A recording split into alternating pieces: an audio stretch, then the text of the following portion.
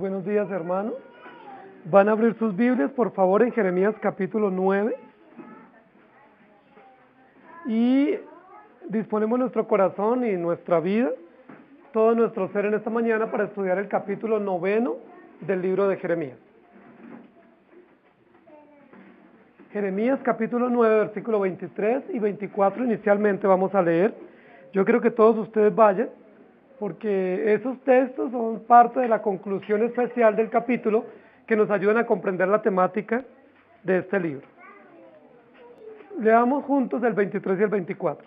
Así dijo Jehová: no se alabe el sabio en su sabiduría, ni en su valentía se alabe el valiente, ni el rico se alabe en sus riquezas, mas alábese en esto el que hubiere de alabar, en entenderme y conocerme, que yo soy Jehová, que hago misericordia, juicio y justicia en la tierra, porque estas cosas quiero, dice Jehová. Continuamos, queridos hermanos, en la segunda parte del libro de Jeremías, capítulos 7, 8, 9 y 10. Y estamos hablando en este momento de los lamentos de Jeremías. En el capítulo 8 comenzó Jeremías un lamento increíble, porque el pueblo de Israel, el pueblo de Judá especialmente, había puesto su confianza y había pensado que la sabiduría de ellos venía de sí mismos y no de Dios. Hoy en el capítulo 9 continuamos con el lamento de Jeremías. Es posible que para algunos de nosotros sea un poco paradójico pensar que un profeta, un hombre llamado por Dios para predicar, se le llame o se le considere un profeta de los lamentos, o un profeta llorón, o un profeta que está simplemente o permanentemente quejándose o dolido o consternado por una realidad. Eso es supremamente interesante para nosotros. Jeremías continúa el capítulo 9 en un periodo muy increíble de lamentos, y especialmente en el capítulo 8 va a llorar muchísimo y va a desear tener muchas más lágrimas para llorar. Por eso en el capítulo 9, o basados en el capítulo 9, es que muchos comentaristas han etiquetado a Jeremías como el profeta llorón, o el profeta de las lágrimas. Vamos a ir leyendo los primeros versículos, pero yo antes quiero decirles que el título que yo le he puesto a la enseñanza de hoy es ¿cómo hemos sido destruidos? ¿Cómo hemos sido destruidos? Es una de las exclamaciones o una de las endechas que va a levantar el pueblo, especialmente las mujeres en Judá, que se va a escuchar por las calles de Jerusalén, gritando y cantando, con lamento y con dolor, diciendo ¿cómo hemos sido destruidos? Es una exclamación, es una exclamación de dolor, es una exclamación de miseria, una exclamación de tragedia, donde dice, nos ha venido lo que se nos había advertido, lo que no queríamos, pero que se nos había dicho con anticipación, cómo hemos sido destruidos. Y hemos de notar aún en esa expresión profundo dolor, profunda consternación, especialmente las mujeres están cantando. La razón por la que cantan solo las mujeres es porque ya los hombres han sido muertos en la guerra y sus hijos también han sido muertos en la guerra. Por eso solo las mujeres van a decir cómo hemos sido destruidos, porque van a quedar viudas y huérfanos después de esta guerra tan terrible. Calvino, el reformador del siglo XVI, Juan Calvino, resumió la sabiduría humana en dos aspectos. Él dijo, la sabiduría del hombre o la sabiduría de una persona consiste básicamente en dos aspectos. Primero, en conocer a Dios, y segundo, en conocerse a sí mismo. ¿Qué debe conocer el hombre de Dios? Pues que Dios existe, que Dios es poderoso, sus atributos, sus perfecciones, su carácter, su propósito, su voluntad, su plan de redención. ¿Y qué debe conocer el hombre de sí mismo? Según dijo Calvino, su incapacidad, su imperfección, su depravación, su total indignidad frente a Dios. Calvino dijo, si el hombre, por la infinita gracia de Dios, puede conocer esos dos aspectos, es un hombre sabio. Es sabio por saber que Dios existe, que es todopoderoso, autor y consumador de todas las cosas, pero es sabio el hombre al saber que es totalmente incapaz, depravado e indigno y que no puede por sí mismo acceder a la salvación. En eso Calvino resumió la sabiduría. Lo que Dios va a hacer con Judá, según este capítulo, es destruirlo porque no son sabios. Es decir, no conocen a Dios y por lo tanto no tienen el conocimiento verdadero de sí mismos. Por eso el versículo 23 y 24 que leímos dice, el hombre debe alabarse en conocer y entender a Dios. Porque si conoce verdaderamente a Dios, se conoce a sí mismo. Nosotros estamos frente a muchos movimientos religiosos que tienen creencias sobre Dios, pero creencias distorsionadas. Por ejemplo, el catolicismo. El catolicismo cree en el mismo Dios que nosotros creemos. Solo que el catolicismo dice que el Dios de la Biblia es un poquito mayor que María. O sea que no es el mismo Dios.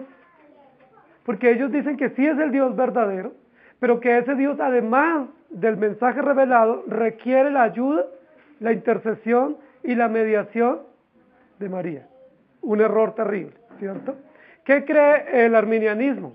Creen en el mismo Dios que nosotros creemos, el mismo Dios que predicamos, solo que ellos dicen que Dios no es todo soberano y que no puede hacer las cosas si nosotros no le damos permiso y si nosotros no contribuimos con un porcentaje, que en algunos casos es un buen porcentaje. Que Dios sí puede hacer las cosas, pero nosotros tenemos que ayudarle, contribuirle y darle permiso. Porque si no le damos permiso, pues Él no tiene toda la libertad de poder hacer todo lo que Él quisiera hacer. Eso cree el arminianismo, que es básicamente la mayoría de las iglesias cristianas o protestantes que nos rodean. ¿Qué cree el mormonismo? Creen en el mismo Dios que nosotros creemos, solo que ellos dicen que ese Dios es uno dentro de muchos dioses. Que sí creen en Jesús, creen en el Salvador, pero que ese es uno de muchos otros que hay, en la misma igualdad de condiciones. ¿Qué creen los testigos de Jehová o el arrianismo? Creen en el Dios de la Biblia, solo que dicen que ese Dios no es creado, que ese Dios mediador es creado, que por lo tanto se asemeja a nosotros, entonces no tienen la misma verdad que nosotros creemos.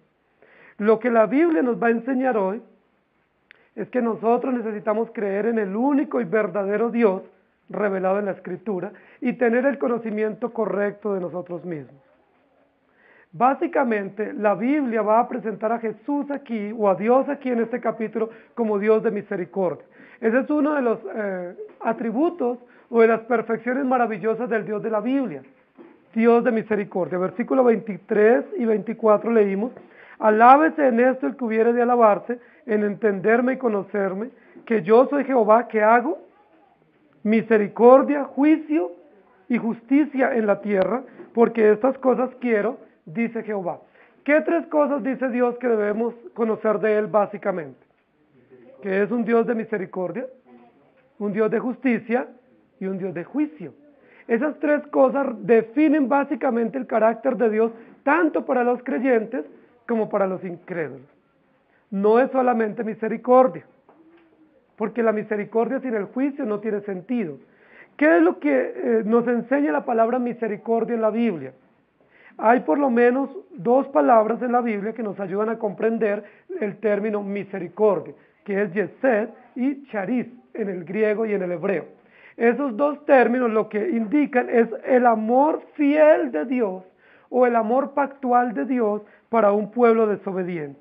Es la expresión del favor de Dios en Cristo Jesús, especialmente para los necesitados, especialmente para aquellos que están en miseria y para aquellos pobres que no tienen otra opción, para aquellos que están en la indignidad. Hay otro término acá en este pasaje que es importante que nosotros resaltemos, y es el término que tiene que ver con alabar. Dice, no se alabe en esto el hombre, y después se dice, más en esto sí debe alabarse. El término alabar en el hebreo es halal, que significa alabarse a sí mismo, o hacer alarde, o hacer espectáculo de sí mismo, o promocionarse a sí mismo, o como decimos en otro sentido más común, o ser una persona que es fanfarrón, o que fanfarronea, o presume de sí mismo, de lo que tiene o de lo que es. Ese término en la Biblia tiene esa connotación, pero también tiene la connotación de hacerse inútil, o hacerse fastidioso, porque una persona que habla siempre de sí mismo, se hace fastidiosa. ¿cierto? Una persona que siempre dice lo que yo tengo es lo mejor, lo que yo sé es lo mejor, yo siempre tengo lo mejor. ¿Cómo nosotros reaccionamos ante esa persona? Nos da fastidio, ¿cierto? Repugna, porque decimos es una persona que se hace inútil para nosotros, porque uno no puede tener una charla si esa persona no está promoviéndose a sí mismo y diciendo yo sé, yo puedo, donde yo vivo es mejor, lo que yo tengo es mejor, todo lo mío es mejor, lo de ustedes es peor. Esa persona que es fanfarrona, ¿cierto? O que presume, o que se exalta a sí mismo, o hace alarde de sí mismo, se constituye una persona inútil y fastidiosa para muchos, porque su orgullo es excesivo, su soberbia es excesivo. Eso es lo que Dios va a decir del pueblo de Israel. El pueblo de Israel estaba haciendo alarde de sí mismo, o estaban presumiendo de sí mismo. ¿Qué cosas básicas eran de las que hacían alarde los judíos en Jerusalén y en Judá? Ya hemos visto varias veces, ¿cierto? Básicamente era de los símbolos que Dios les había dado. El templo, ellos presumían muchísimo de tener un templo, hacían alarde del sistema sacerdotal que tenían, hacían alarde de los sacrificios que tenían y decían, y tenemos la promesa de que del trono de David vendrá el Mesías. Somos un pueblo privilegiado y siempre ellos presumían que eran un pueblo escogido y que tenían muchos símbolos religiosos y que por lo tanto ellos no iban a caer o no iban a fracasar. Romanos capítulo 1, versículo 21 al 23, nos ayuda a mostrar lo que hay en el corazón del hombre sin Cristo. Romanos capítulo 1, versículo 21 al 23. Pues habiendo conocido a Dios, no lo glorificaron como a Dios, ni le dieron gracias, sino que se envanecieron en sus razonamientos, y su necio corazón fue entenebrecido. Profesando ser sabios, se hicieron necios, y cambiaron la gloria de Dios incorruptible en semejanza de imagen de hombre corruptible, de aves, de cuadrúpedos y de reptiles. Calvino también dijo que el corazón humano es una fábrica de ídolos, que nosotros permanentemente en nuestro corazón estamos fabricando ídolos. Vamos nosotros a ver las primeras partes de este pasaje que lleva como título ¿Cómo hemos sido destruidos? Y yo quiero que leamos los primeros 11 versículos de este capítulo. Vayan por favor a sus Biblias, Jeremías capítulo 9, versículos 1 al 11, ¿Cómo hemos sido destruidos por confiar en los hombres? Y noten por favor en estos versículos el lamento de Jeremías. Oh, si mi cabeza se hiciese aguas y mis ojos fuentes de lágrimas para que llore día y noche los muertos de la hija de mi pueblo. Oh, ¿quién me diese en el desierto un albergue de caminantes para que dejase mi pueblo y de ellos me apartase? Porque todos ellos son adúlteros y congregación de prevaricadores. Hicieron que su lengua lanzara mentira como un arco, y no se fortalecieron para la verdad en la tierra, porque de mal en mal procedieron, y me han conocido, y me han desconocido, dice Jehová. Guárdese cada uno de su compañero, y en ningún hermano tenga confianza, porque todo hermano engaña con falacia, y todo compañero anda calumniando. Y cada uno engaña a su compañero, y ninguno habla verdad. Acostumbraron su lengua a hablar mentira, se ocupan de actuar perversamente. Su morada está en medio del engaño, porque hay engañadores, no quisieron conocerme, dice Jehová. Por tanto, así ha dicho Jehová de los ejércitos: he aquí que yo los refinaré y los probaré, porque ¿qué más he de hacer por la hija de mi pueblo? Saeta afilada es la lengua de ellos, engaño habla, con su boca dice paz a su amigo, y dentro de sí pone sus acechanzas. ¿No los he de castigar por estas cosas? Dice Jehová. ¿De tal nación no se vengará mi alma? Por los montes levantaré lloro y lamentación, y llanto por los pastizales del desierto, porque fueron desolados hasta no quedar quien pase, ni oírse bramido de ganado, desde las aves del cielo hasta las bestias de la tierra, huyeron y se fueron. Reduciré a Jerusalén a un montón de ruinas, morada de chacales, y convertiré las ciudades de Judá en desolación, en que no quede morador. Tanto el versículo 1 como el versículo 2, y luego el versículo 10 también, va a hablar de llanto y de lloro. ¿Qué es lo que hace llorar a Jeremías en esta porción? La destrucción de su pueblo la muerte, pero básicamente la razón que él va a decir por la cual el pueblo de Judá va a ser destruido es porque ellos confiaron en los hombres. El capítulo comienza diciendo, oh, si mi cabeza se hiciese aguas y mis ojos fuentes del aire. Qué interesante versículo, ¿cierto? Un texto metafórico donde él dice que en lugar de yo tener este cráneo, mi cabeza fuera una fuente de agua. Que en lugar de tener estas neuronas y estos sesos y todo lo que compone mi cabeza, en lugar de eso tuviera una fuente, un depósito de agua, para que mis lágrimas no se agoten y llorar permanentemente por el dolor de mi pueblo. ¿Qué es lo que está manifestando Jeremías? Una profunda angustia. Él no está diciendo que quiere que su cabeza cambie de composición. Él no está quejándose con Dios por la forma como lo hizo, sino está diciendo, yo quisiera tener suficientes lágrimas para llorar y llorar y llorar de manera desconsolada y que mis lágrimas no se agoten por el dolor de mi pueblo Israel. ¿Por qué Jeremías está hablando de que el pueblo de Israel va a sufrir? Porque ellos están confiando en los hombres. Y Jeremías va a comenzar a describir a partir del versículo 3 el tema de la lengua de los judíos. Y en varias oportunidades, si ustedes revisan los versículos, habla de la lengua. Dice, cada uno habla y habla y habla. ¿Y qué hacen con la lengua los judíos? Cosa que nosotros no hacemos. ¿Qué hacen los judíos? Engañan, mienten, prevarican, pervierten, deshonran. Dice, nadie debe confiar ni siquiera en su amigo, mucho menos en su compañero. Porque cada uno con su lengua engaña, dice mentira, dice hipocresía, alaba a uno, alaba al otro, dice, pero hablan perversamente. No podemos confiar ni en su compañero porque cada uno lo engaña y ninguno habla la verdad. Queridos hermanos, la descripción que está haciendo Jeremías tiene que ver con la palabra.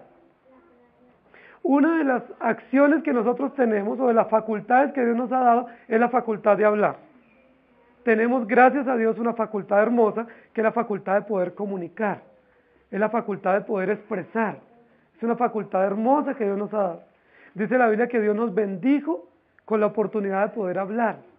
Pero la Biblia también nos dice para qué Dios nos dio el habla o para qué Dios nos dio la comunicación.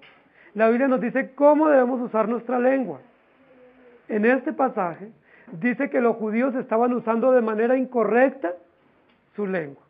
¿Para qué Dios le dio la lengua al hombre y a la mujer?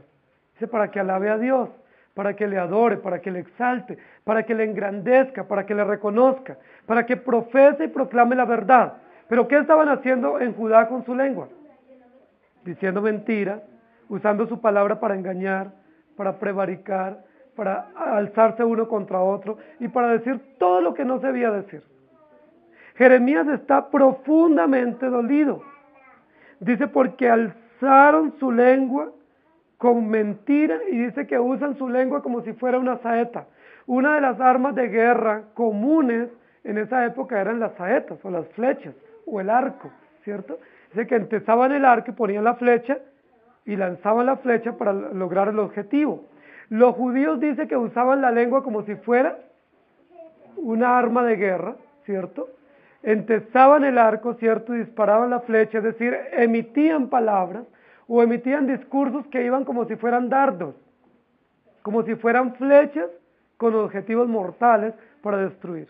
Y ustedes y yo sabemos el poder de la lengua. Santiago, en la epístola de Santiago dice que la lengua posee veneno mortal, ¿cierto? Y que la lengua es un instrumento que puede encender un bosque e incendiar toda la creación, ¿cierto? Un chisme, una palabra engañosa, una palabra de calumnia, ¿cuánto daño puede causar? Si alguien se levanta y hace un chisme contra alguien y se pone firme en ese chisme, ¿cuánto daño puede causar a una familia, a una persona, a una iglesia, a una comunidad? Dice la Biblia que los judíos, además de ser adúlteros, eran gente mentirosa y engañadores. Dice, no se fortalecieron para la verdad, sino de mal en mal procedieron. El primer motivo de dolor de Jeremías es porque les había advertido al pueblo de Israel de que ellos debían hablar verdad, sin embargo ellos hablaban mentira. Queridos hermanos, ¿quién de nosotros no tiene problemas con la mentira o con el engaño? Muchos de nosotros pensamos que se nos permite decir algunas mentiras, que hay algunas mentiras sencillas que se pudieran decir, que hay algunas cosas que se pudieran decir y que estaría permitido. Pero ¿qué dice la Biblia? Vuestro sí sea sí y vuestro no sea no. Nosotros usamos muchísimas mentiras, a veces de manera un poco inconsciente. Por ejemplo, cuando vendemos productos, a veces decimos mentiras, porque ese producto decimos que es muy bueno y a veces ni siquiera lo hemos usado nosotros. O a veces no estamos tan seguros si eso es tan bueno, sencillamente es nuestra forma de vender, pero eso se constituye en una mentira, ¿cierto? En un engaño. El pueblo judío estaba siendo muy engañador. Básicamente, ¿qué era lo que ellos decían con su lengua? ¿Cuáles eran las mentiras que ellos decían? Ellos decían, Dios no nos va a destruir. Esa era una mentira, porque Dios sí les iba a destruir. Otra mentira que ellos decían era, como Dios hizo un pacto, Dios no puede disciplinarnos, porque Dios nos ama mucho. Esa era otra mentira, porque Dios, aunque hizo un pacto con Israel, y aunque ama mucho a su pueblo y a sus hijos, iba a disciplinar fuertemente a sus hijos. La Biblia dice que Dios al que ama, corrige y disciplina. Entonces el pueblo de Israel estaba diciendo muchísimas mentiras. Cuando el profeta Jeremías hablaba, el pueblo, en lugar de decir eso es palabra de Dios, ¿qué decían contra el mensaje de Jeremías? Eso no es cierto, eso no va a suceder, eso es falso. Y se hablaban unos a otros y se decían, ¿usted qué opina de lo que dijo Jeremías? Entonces el uno decía, no, pues yo no creo, otro no, tampoco, yo no estoy de acuerdo con eso. Eso no es cierto. ¿Qué va a pasar eso con nosotros? Jeremías está diciendo que el templo va a ser destruido. Olvídese. Jeremías está diciendo que el sistema sacerdotal va a ser destruido. Eso no va a suceder. Jeremías dice que Dios no se agrada de los ídolos que tenemos, de los baales y de la adoración a ídolos falsos. Eso no va a suceder si Dios nos escogió. Dios nos está cuidando y nos va a preservar hasta el final. Eso constituía una mentira. Porque la palabra que decía Jeremías, el pueblo la tenía por mentira, y la palabra del pueblo y de los falsos profetas, que era mentira, ellos la tenían por verdad.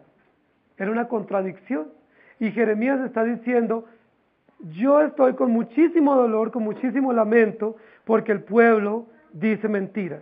Y por eso en el versículo 2, en el lamento, además de decir, si mi cabeza se volviera una fuente de agua para llorar por siempre, también está diciendo, ojalá encontrara yo un asilo en el desierto y alguien, un caminante, un forastero, tuviera ya un campamento o una choza donde yo pudiera refugiarme y alejarme de la maldad de mi pueblo.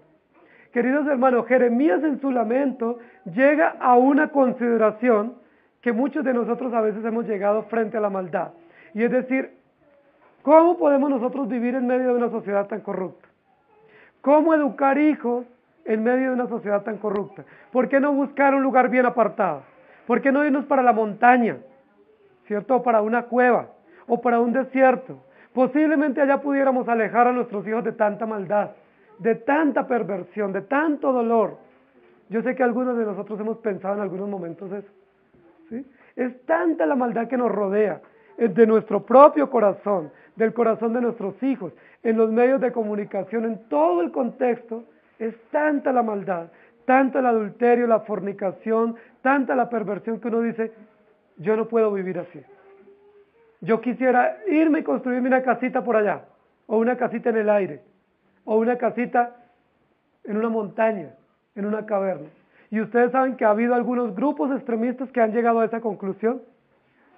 Ha habido grupos sectarios que han llegado a la conclusión y dicen, para nosotros poder vivir bien, para vivir moralmente bien y para vivir una vida limpia y recta y que nuestros hijos sean moralmente intachables, vámonos para una montaña, metámonos en una cueva y construyamos una parcela por allá de una granja y vamos a vivir alejados del mal. Jeremías pensó eso, versículo 2. Jeremías dice, yo si tuviera un lugar donde irme para un desierto, donde esté alejado de tanta maldad, yo me iría. Pero saben, queridos hermanos, si nosotros nos fuéramos para allá, ¿saben qué acontecería? Echaríamos a perder ese desierto, o esa montaña, o esa caverna. Porque la maldad está en nuestro propio corazón. La maldad no está en la sociedad. No es cierto que el hombre nace bueno y la sociedad lo corrompe. No es cierto que nosotros somos buenos de niños y a medida que vamos creciendo nos llenamos de maldad. La Biblia dice, el hombre es malo desde siempre. La maldad está en nuestro propio corazón. Si nos fuéramos para una caverna, con la sola presencia nuestra, ya hay maldad. Porque nuestro corazón es malo y perverso. Y además de eso, como cristianos, si nos fuéramos para una montaña, no estamos cumpliendo el propósito bíblico. La oración de Jesús fue, no te pido que los saques del mundo, sino que los guardes del mal. Tuyos son y deben estar en medio del mundo. Si usted es luz y yo soy luz, ¿dónde debemos estar? En medio de las tinieblas. Si todos los que somos luz, o presumimos que somos luz, nos vamos para un solo lugar, entonces, ¿a quién alumbramos? A veces hay personas que dicen, bueno, ¿por qué no construimos un barrio solo para los cristianos? ¿Sí? O construyamos una ciudad solo para nosotros. Hermano, eso no debe suceder, porque los creyentes somos luz en medio de las tinieblas. Jeremías está diciendo, ¿qué hago yo en medio de tanto dolor y tanta falacia? Y él pregunta y Dios responde, ¿qué he de hacer por la hija de mi pueblo? ¿No había yo de castigar? ¿No debía de vengar o de vengarse mi alma por toda la maldad? Y el versículo 10 dice, por los montes levantaré lloro y lamentación, y llanto por los pastizales del desierto y por toda la desolación. Jeremías está diciendo que él va a coger como si fuera un errante o un fugitivo, corriendo por los montes desesperado, llorando y gritando. Nadie le está pidiendo a Jeremías que haga eso. Pero cuando una persona está en profundo dolor y angustia, está diciendo que es lo que hace. Sale corriendo desesperado por los montes, por las montañas, gritando y diciendo todo el dolor que está teniendo.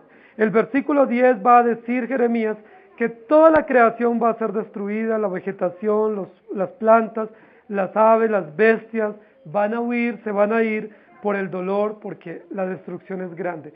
¿Cómo hemos sido destruidos? En primer lugar, por confiar en los hombres. Dios les había dicho y nos dice, y Jeremías es uno de los libros que más nos va a decir que no debemos confiar en las personas.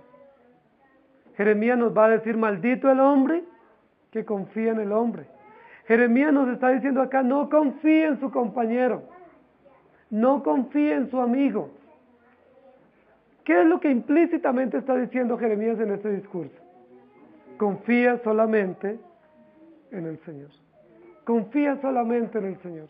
Pon tu esperanza en Él. Créele solamente a Él. Él solamente tiene palabras de verdad, palabras de esperanza. No confíe en Él. No confíe en las personas porque son mentirosas. En segundo lugar, ellos van a ser destruidos porque han abandonado la palabra de Dios. Versículos 12 al 19. ¿Quién es varón sabio que entienda esto? ¿Y a quién habló la boca de Jehová para que pueda declararlo? ¿Por qué causa la tierra ha perecido, ha sido asolada como desierto hasta no haber quien pase? Dijo Jehová, porque dejaron mi ley, la cual di delante de ellos, y no obedecieron mi voz ni caminaron conforme a ella. Antes se fueron tras la imaginación de su corazón y en pos de los Baales según les enseñaron sus padres. Por tanto así ha dicho Jehová de los ejércitos, Dios de Israel. He aquí que a este pueblo yo les daré a comer ajenjo y les daré a beber aguas de hiel. Y los esparciré entre naciones que ni ellos ni sus padres conocieron. Y enviaré espada en pos de ellos hasta que los acabe. Así dice Jehová de los ejércitos. Considerad y llamad plañideras que vengan, buscad a las hábiles en su oficio, y dense prisa, y levanten llanto por nosotros, y desháganse nuestros ojos en lágrimas y nuestros párpados se destilen en aguas. Porque de Sión fue oída voz de endecha. ¿Cómo hemos sido destruidos? En gran manera hemos sido avergonzados porque abandonamos la tierra, porque han destruido nuestras moradas. Nuevamente, en esa segunda sección del capítulo, Dios les dice, sigan llorando y síganse lamentando. Y es muy importante lo que dice acá, porque nosotros tenemos la tendencia a pensar que todo lo malo que nos viene a nosotros viene de parte de Satanás, pero no comprendemos que Dios es soberano, que aún lo malo que nos viene, aunque el autor material sea Satanás, ¿quién es el autor soberano de ese mal que viene sobre nosotros? Es Dios. Es Dios porque Dios es el que permite, el que autoriza y el que determina que vengan situaciones duras y difíciles a nuestra vida. En la sección número 2 del capítulo comienza diciendo, ¿quién es varón sabio que entienda esto? Recuerda que dijimos que hay dos aspectos básicos de la sabiduría humana. Conocer a Dios y conocer nuestra incapacidad.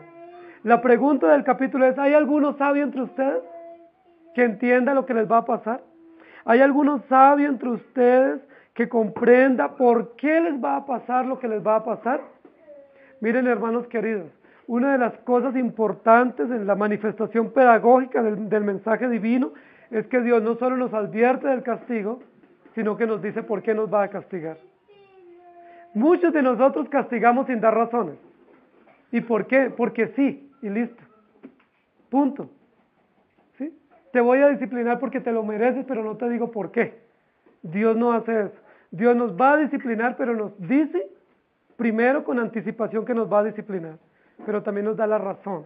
El versículo 13 dice, dijo Jehová, porque dejaron mi ley, la cual di delante de ellos, y no obedecieron mi voz, ni caminaron conforme a ella, antes se fueron tras la imaginación de su propio corazón.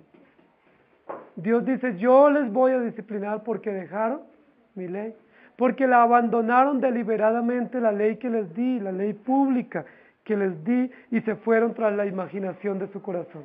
Esa es una metáfora importante, porque nosotros hemos pensado que el corazón no imagina, ¿cierto? La que imagina es la mente, pero allí dice es la imaginación de su propio corazón, porque en otro pasaje va a decir que del corazón es que vienen los malos pensamientos, las malas decisiones y las intenciones del corazón. Dice, se fueron tras otros dioses, tras otros caminos, tras los Baales que les enseñaron sus padres y abandonaron al Dios de Israel. El versículo 14, el versículo 15, dice, por lo tanto, o como sentencia, yo les daré a comer ajenjo y les daré a beber aguas de hiel. Les haré que la comida sea amarga. ¿A alguien de ustedes le gusta la comida amarga? ¿Puede comer algo amargo, repugnante, que le cause vómito? Lo que está diciendo es, a ustedes les traeré todo el sufrimiento. Nosotros generalmente nos gusta comer comidas que nos sepan bien a nuestro paladar. Las comidas que nos son exquisitas a nuestro paladar nos agradan muchísimo y por eso las comemos, son nuestros platos favoritos. Dice Dios, yo les voy a dar a comer ajenjo. ¿Cuál era el órgano físico que ellos usaban para hablar mentira y para hablar engaño y calumnia? La boca, la lengua, ¿cierto? Era de su boca y de su lengua que salían palabras de mentira, de engaño, de falacia, de altanería, de calumnia. Ahora, ¿qué dice Dios? Pues les voy a hacer picar la lengua. ¿Sí? Les voy a hacer que su lengua y que su boca y que su paladar les sepa a feo, a picante, a repugnante, porque ustedes con su boca hablaron mal. ¿Sí? Les voy a picar la lengua, pero no para bien, sino para reprensión, para disciplina. Dice, les voy a hacer comer ajenjo, o es decir, amargura y dolor, y les daré a beber aguas de hiel. Víctimas de su propio invento, ¿cierto? Si ellos hablan mal, Dios dice, les voy a poner en su propia boca, les voy a picar, les voy a hacer que les arda la boca, que les pique, que les amargue su boca y su paladar y su estómago, para que ustedes sepan lo que significa hablar mal o ir en contra de la palabra de Dios. ¿Quién es el que va a determinar esto? Dios. Dios va a hacer eso. Dios va a hacer que ellos vivan eso porque se han apartado de Dios. Y luego el versículo 16 dice, y los esparciré por las naciones y los llevaré muy lejos. Una de las cosas preciadas para los judíos, muy hermosas para ellos, era la unidad familiar. Recuerden que el pueblo judío es una sociedad tribal.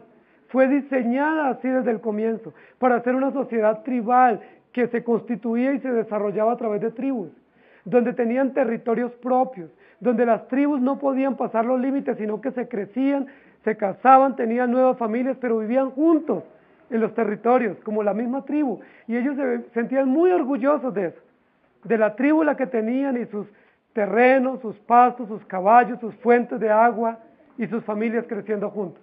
¿Qué dice Dios ahora por el castigo? ¿Qué va a hacer Dios? Los voy a dispersar, ¿sí? Voy a hacer que se separen, las familias sean separadas abruptamente, los padres separados de los hijos, de su esposa, de sus hermanos, de sus tíos y de sus familiares, y no solo que se separen y se dispersen, sino que sean llevados cautivos a tierras que no conocen. ¿Ustedes saben lo que eso significa, hermanos? Imagínense por un momento que ustedes estén con su familia juntos en su casa, que por años han vivido juntos, padres, abuelos, tíos, sobrinos, hijos, y que de un momento a otro, motivo de guerra, seamos dispersados y que usted no sepa dónde está su papá, dónde está su mamá, no sepa más de sus hijos, nunca más en su vida, no sepa de su esposa, de sus tierras, de sus pertenencias. ¿Usted sabe lo que eso significa? ¿Usted sabe cómo será el sentimiento en nosotros? Muchas personas en el país viven eso, ¿cierto? A raíz de la guerra, el desplazamiento forzoso, muchas personas les pasa eso. Le dicen, les damos 24 horas para que desocupen su tierra. O les desaparecen sus hijos. ¿Ustedes saben lo que significa la angustia para unos padres de unos hijos desaparecidos? Nosotros no lo sabemos porque no lo hemos vivido, ¿cierto? Pero imaginémonos, intentemos imaginar lo que significa para una mamá, para un papá, para unos abuelos, para unos hermanos, el desaparecimiento de sus hijos. Que hoy está con nosotros nuestro hijo, nuestro hermano, y no apareció, y guardamos la esperanza que aparezca en una semana, en 2 semanas, en un mes, en 6 meses, en un año. Y hay padres que dicen, tengo 10 años y mi hijo está desaparecido. Y todavía espero encontrarlo. Eso es muy angustiante. Dios dice, yo voy a causarles eso. Yo me voy a encargar de dispersarlos. Porque ustedes se precian de que uno de los valores sociales de ustedes es la unidad familiar. Y qué bueno. Pero ¿para qué estaban usando los judíos la unidad familiar? Para ir en contra de Dios. Ellos aprovechaban su unidad familiar para despreciar la ley. Aprovechaban la unidad familiar para adorar a ídolos falsos. Entonces, ¿qué dice Dios? Los voy a dispersar, ¿sí? Los voy a separar y cada uno va a ir por un camino diferente, de tal manera que ustedes no van a saber de su compañero, de su hermano, de su hijo. Lloren, varones de Jerusalén, por lo que les va a venir y les va a acontecer. ¿No es eso doloroso, hermano? Ahora, ¿quién va a propiciar eso? Dios.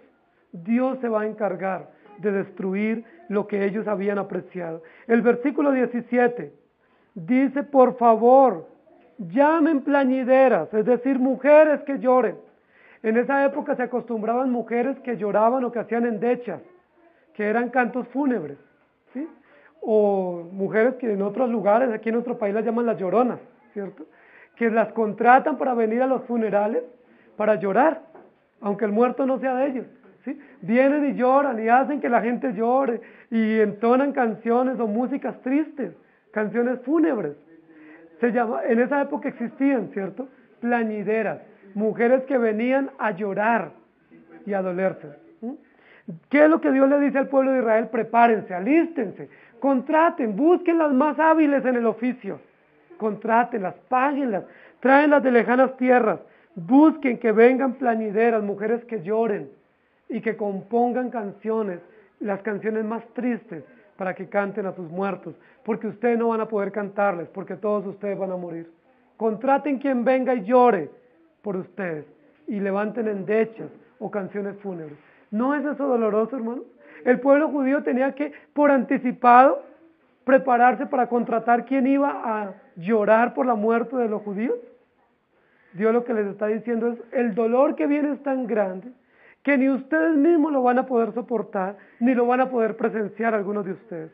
Entonces contraten de antemano quien venga y llore. Y dense prisa, versículo 18, y levanten llanto por nosotros, y desháganse nuestros ojos en lágrimas, y nuestros párpados se destilen en agua. Queridos hermanos, versículo 19, y levanten esta endecha, cómo hemos sido destruidos, porque de Sión fue oída esa endecha. ¿Ustedes recuerdan qué significa Sión? Ciudad de paz. Sión o Jerusalén, que viene de la misma raíz, significa ciudad de paz. Miren lo contradictorio. En la ciudad de paz, ¿qué hay ahora? Guerra, dolor, llanto y vergüenza. Y lo único que hay es desespero por las calles. Una ciudad tranquila, una ciudad apacible, una ciudad que fue construida para ser una ciudad tranquila y cómoda, ahora es una ciudad de guerra y de miseria y de dolor. ¿Por qué les está pasando a ellos esto? ¿Por qué están siendo destruidos? Dios da la razón en el versículo 13. Porque abandonaron mi palabra. Porque hicieron caso omiso a mi palabra. Porque no escucharon mi palabra. Miren, hay dos habilidades básicas allí que están siendo disciplinadas por Dios. Primero, la habilidad de hablar o de comunicar. En lugar de hablar verdad, hablaron mentira y Dios los va a reprender. Ahora la segunda habilidad básica que ellos tienen, la de escuchar la palabra. No la han escuchado. Dios dice entonces, llamen, que ellas iban a escuchar, las mujeres que van a venir a hacer duelo por ustedes y van a venir rápidamente. Dice, porque en gran manera hemos sido avergonzados, porque abandonamos la tierra, porque han destruido nuestras moradas. Miren la lectura de la realidad. Dios cuando lee la realidad del pueblo, dice por qué viene el castigo. ¿Por qué los va a castigar? Porque abandonaron la palabra. Pero cuando los judíos ven el castigo, ¿qué dicen por qué Dios los va a castigar? Dice porque abandonamos la tierra y porque abandonamos nuestro lugar de morada. Miren la perspectiva tan diferente. Nosotros pensamos que Dios nos disciplina por cosas materiales, pero no logramos comprender que Dios nos disciplina porque lo hemos abandonado a Él y no hemos escuchado su ley y su palabra. En tercer lugar, ¿cómo hemos sido destruidos? Por gloriarnos en nosotros mismos. Versículos 20 al 26. Dice, oíd pues, oh mujeres, palabra de Jehová, y vuestro oído reciba la palabra de su boca. Enseñad endechas a vuestras hijas, y lamentación cada una a su amiga. Porque la muerte ha subido por nuestras ventanas, ha entrado en nuestros palacios, para exterminar a los niños de las calles, a los jóvenes de las plazas. Habla, así ha dicho Jehová, los cuerpos de los hombres muertos caerán como estiércol desde la faz del campo, y como manojos tras el segador que no hay quien los recoja. Así dijo Jehová, no se alabe el sabio en su sabiduría, ni en su valentía se alabe el valiente, ni el rico se alabe en sus riquezas, mas alábese en esto el que se hubiere de alabar, en entenderme y conocerme, que yo soy Jehová, que hago misericordia, juicio y justicia en la tierra, porque estas cosas quiero, dice Jehová. He aquí que vienen días, dice Jehová, en que castigaré a todo circuncidado y a todo incircunciso, a Egipto y a Judá, a Edom y a los hijos de Amón y de Moab, y a todos los arrinconados en los postreros rincón, los que moran en el desierto, porque todas las naciones son incircuncisas, y toda la casa de Israel es incircuncisa de corazón. ¿Cómo hemos sido destruidos? Por gloriarnos en nosotros mismos. Esta parte va a llamar en primer lugar a las mujeres a escuchar y a cumplir una tarea. Las mujeres tenían una tarea en la sociedad judía muy importante.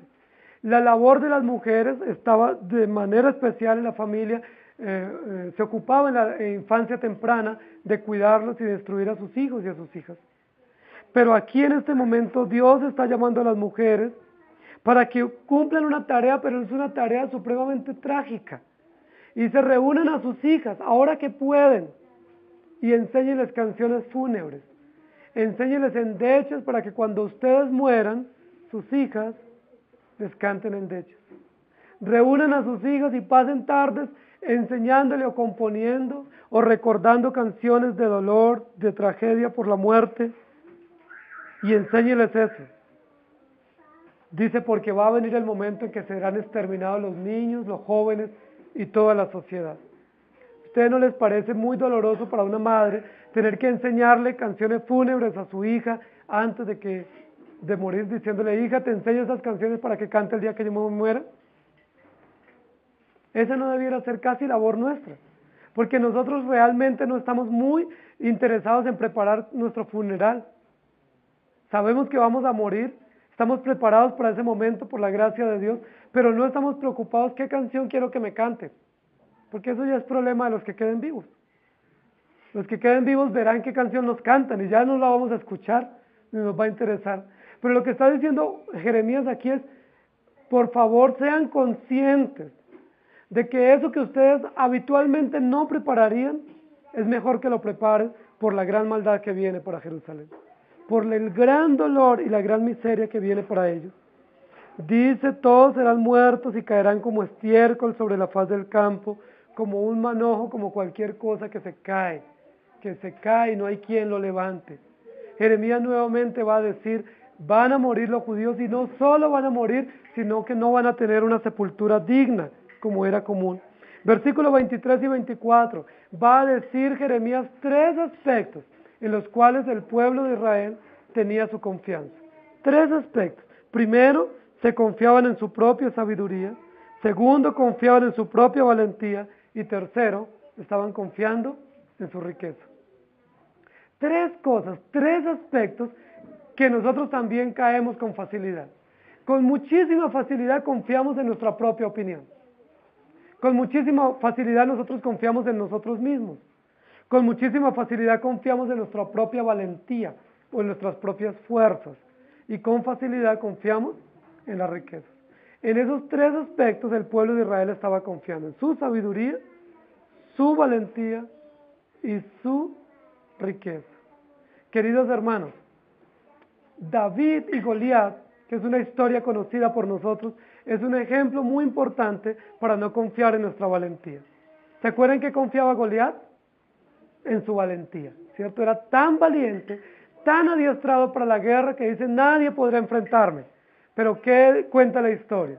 Un jovencito, muy endeble, muy diminuto, un jovencito aún sin estar preparado para la guerra, vino y derrotó a este gigante valiente que creía que era inderrotable o indestructible, ¿sí?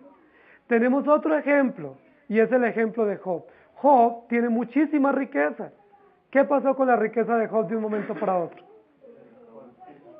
Se acabó. De un momento a otro la riqueza de Job se acabó y él quedó absolutamente sin nada. El ejemplo de Job nos enseña a no poner nuestra confianza en las riquezas. Y muchísimos reyes y políticos confiaron en su propia sabiduría y Dios los destruyó. Dios dice, no confíen en su sabiduría, no confíen en su riqueza, no confíen en su propia fuerza. Si tienen algún motivo de confianza, que sea Jesucristo. Si tienen algún motivo de qué gloriarse, si tienen algo de qué presumir o de qué hacer alarde, que sea del conocimiento de Dios, del conocimiento de la verdad en Jesucristo. No confíen en sí mismos. Y luego el final del capítulo dice Dios, vendrá castigo sobre ustedes. Y algo que es muy importante para los judíos es no solo voy a castigar a los judíos, sino a todos los incircuncisos también. Y comienza a mencionar a Egipto, a Judá, a Edom, a Amón, a Moab. Y usa una expresión aquí, dice, a todos los arrinconados en el postrer rincón. Es decir, no busquen escondites. No busquen meterse en un pequeñísimo rincón, bien alejado, porque allá lo voy a alcanzar y lo voy a encontrar.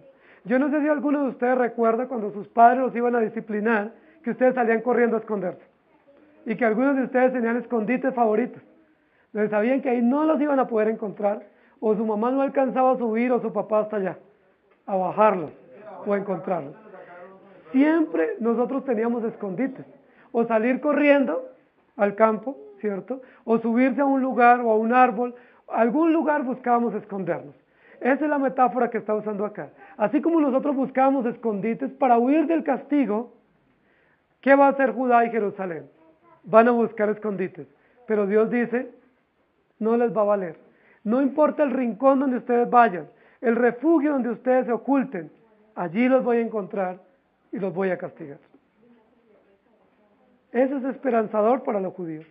Porque si nosotros somos dejados sin disciplina, es un indicador de que no somos amados por Dios.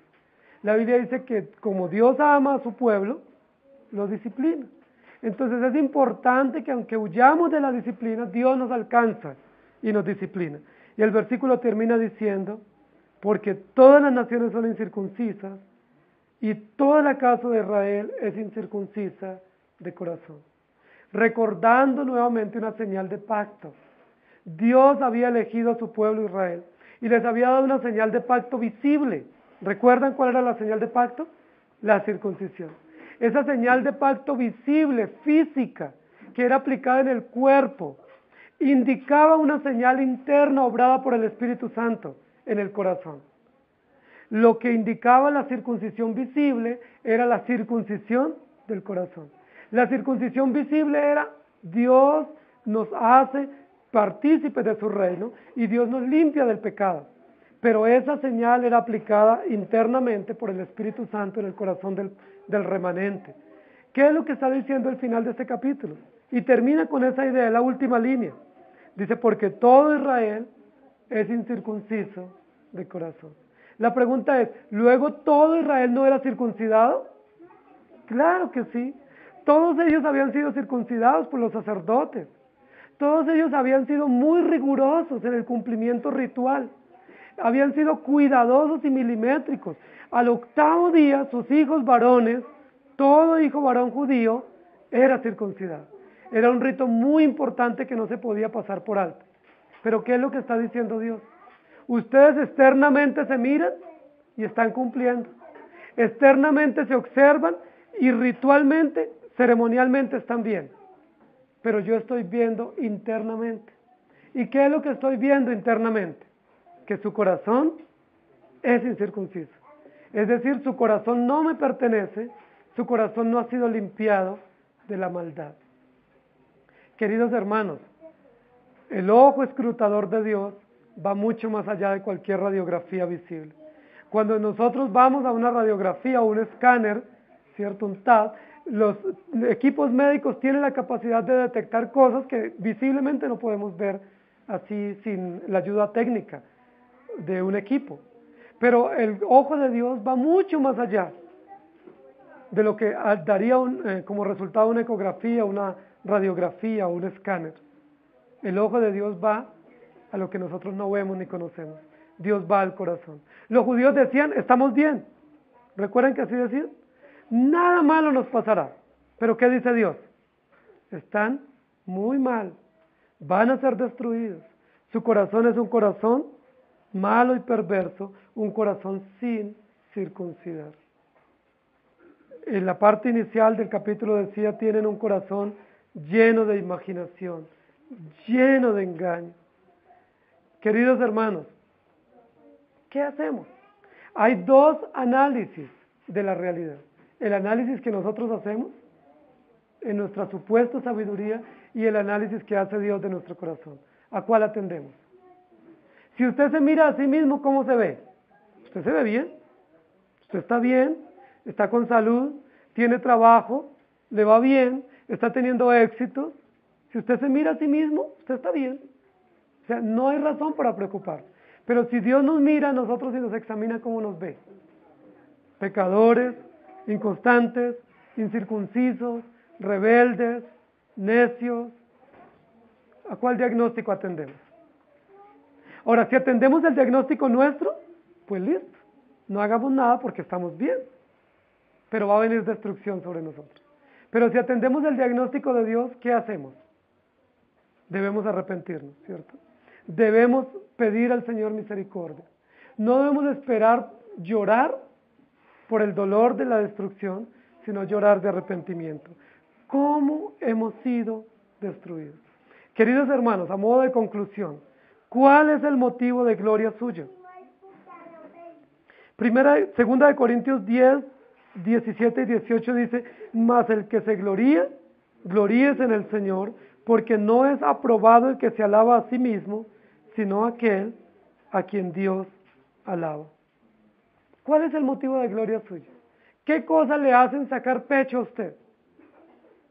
¿Qué cosas le hacen estar entonado o sentirse orgulloso? ¿Sí? Que usted tiene un logro profesional, que usted tiene un título profesional, lo logró con esfuerzo, lo luchó y ese es el motivo de gloria.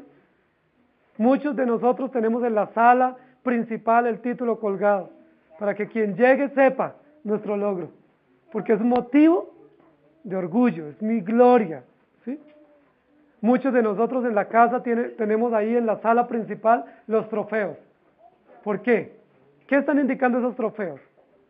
Esa es mi gloria, ¿cierto? Yo soy bueno en ese deporte y yo he tenido logros, por lo menos si no los tengo ahora, los tuve cuando era joven.